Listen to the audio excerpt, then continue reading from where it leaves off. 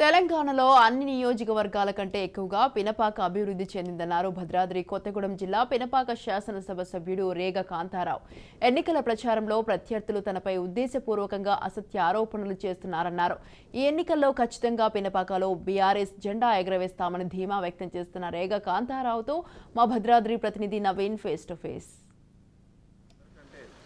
ఈ ప్రచారంలో అయితే ముందడుగు వేస్తున్నటువంటి బీఆర్ఎస్ పార్టీ నుంచి ఈ పినపాక నియోజకవర్గం నుంచి అభ్యర్థిగా ఉన్నటువంటి రేఖా కాంతారావు మనతో ఉన్నారు.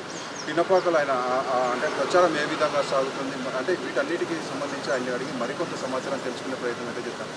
సార్ చెప్పండి, అంటే ఇక అందరికంటే ముందుగా తీసుకున్నటువంటి పినపాక వల్ల అయితే ఈ ప్రచారంలో ముందుగా మీరైతే ఉన్నట్టు తెలుస్తుంది. దీనికి ప్రచారంలోనే కాదు, అభివృద్ధి సంక్షేమంలో కూడా అందరికీ రోల్ మోడల్గా పినపాక నియోజకవర్గం ఉంది.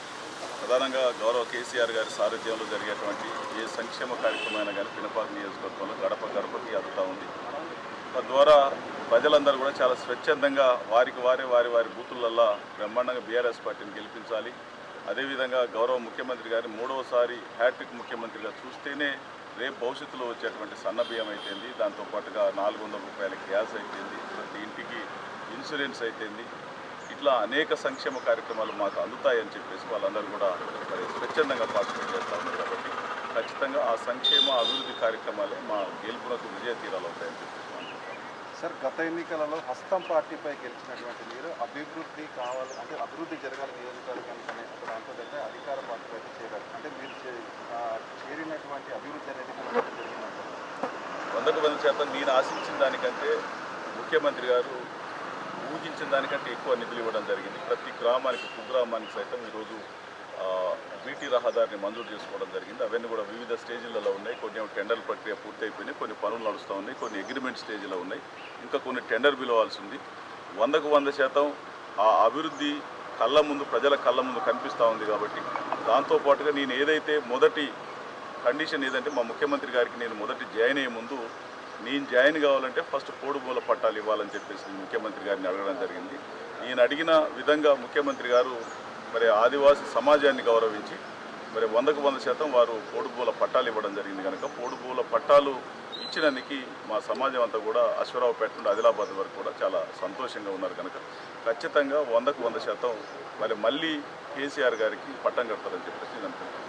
ముఖ్యంగా అంటే అభివృద్ధి పినపాక జరిగిందని మీరు అంటున్నారు, కానీ అంటే ఎటువంటి అభివృద్ధి చేయలేదని చెప్పి మీ ప్రత్యర్థులు అయితే మీపై చెప్తున్న పరిస్థితి కూడా ఉంది. దీనిపై మీరు ఎలా స్పందిస్తారు? ప్రత్యర్థులకి కళ్ళుండి చూడలేనటువంటి కబోదులు. ఆయన ఇంటి ముందున్న రోడ్డు, ఈ క్యాంప్ ఆఫీస్ ముందున్న రోడ్డు మరి కాంగ్రెస్ పార్టీ అభ్యర్థి ఇంటికి పోయేటువంటి రహదారి 2009లో మోకాళ్ళలోతు గుంటలు ఉండే, 2018లో నేను 2009లో వచ్చిన తర్వాత రహదారి నిర్మాణం చేసినాను. దాని తర్వాత కూడా వచ్చి మళ్ళీ అది ఖరాబ్ అయిపోతే అది మొత్తం కూడా మళ్ళీ దాని కనీసం ప్యాచ్ వర్కులు కూడా చేయించుకోలేనటువంటి అసమర్థుడు. దాన్ని మళ్ళీ 2018లో నేను గెలిచిన తర్వాతనే సెంట్రల్ లైటింగ్ చేసాం, బ్రహ్మాండటువంటి లైటింగ్ ఏర్పాటు చేసాం. ఆయన కళ్ళు మెరిచి బిత్తరపడిపోతూ ఉన్నాడు. మరి ఆయన మాట్లాడే మాటలు ప్రజలందరికీ తెలుసు. ఆయన అసమర్థుడు అని చెప్పేసి ఆయన పనికి మాలేవాడు, ఆయన చేతగాని వాడని తెలుసు. ఎందుకంటే దీంతోపాటు ఆయన ఇంటి ముందు రహదారిని వేయించుకోలేనటువంటి అంతకంటే అసమర్థుడు ఇంకోటి ఉండడు ఎమ్మెల్యే అనేది ఒకటి.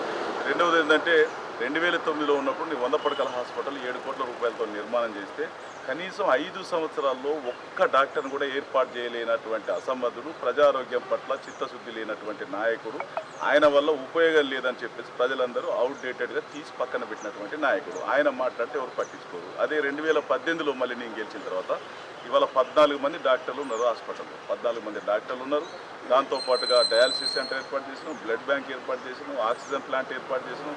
ఇవాళ ప్రతిరోజు ఉదయం పోయి చూస్తే కోలాహల ఒక జాతర లెక్క రోజు 600 నుండి 700 మంది ఓపీ చూపించుకుంటా ఉన్నారు. ప్రైవేట్ హాస్పిటల్స్ అంటా ఉన్నారు, మీరు గవర్నమెంట్ హాస్పిటల్ చేసిన తర్వాత మాకు తగ్గింది సార్, ప్రోటీన్ తగ్గింది, మొత్తం కూడా గవర్నమెంట్ హాస్పిటల్ పోవడం చాలా బ్రహ్మాండంగా అద్భుతంగా ఉన్నది హాస్పిటల్ అంతా కూడా. ఆయన మాట్లాడితే హాస్యాస్పదంగా ఉన్నది. మొత్తంగా మనం చూసుకుంటే తను చేసినటువంటి అభివృద్ధి పినపాకలో ఈసారి తననైతే గెలిపిస్తుందని కూడా రేఖా కాంతారావు చెప్తున్న పరిస్థితి ఉంది. కెమెరామెన్ ఉదయ్తో నవీన్, రాజ్ న్యూస్, భద్రాద్రి జిల్లా.